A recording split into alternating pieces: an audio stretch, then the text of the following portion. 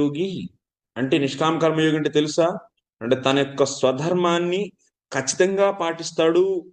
ఆ కర్మలో వచ్చేటువంటి ఆ కర్మ ద్వారా వచ్చేటువంటి ఫలితాల పట్ల ఎటువంటి ఆసక్తి ఉండదు.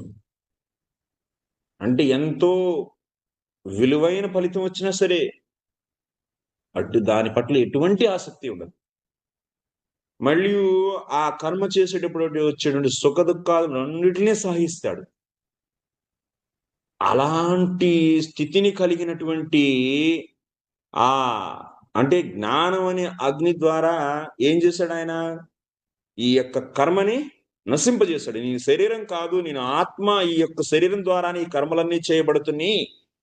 ఈ కర్మల యొక్క ఫలితాలకి నాకు సంబంధం లేదు. ఈ కర్మలు చేసేటప్పుడు వచ్చేటువంటి సుఖ దుఃఖాదులు కేవలం శరీరానికి సంబంధించినవే, నావి కాదు అని చెప్పి తను తను సపరేట్ అంటే వేరుపరుచుకొని తనలో తాను స్థితమైనాడు. దేని ద్వారా? జ్ఞానం ద్వారా. జ్ఞాన బలంతో తను తాను స్థితమైనటువంటి వాడినే నిష్కామ కర్మయోగి అంటారు.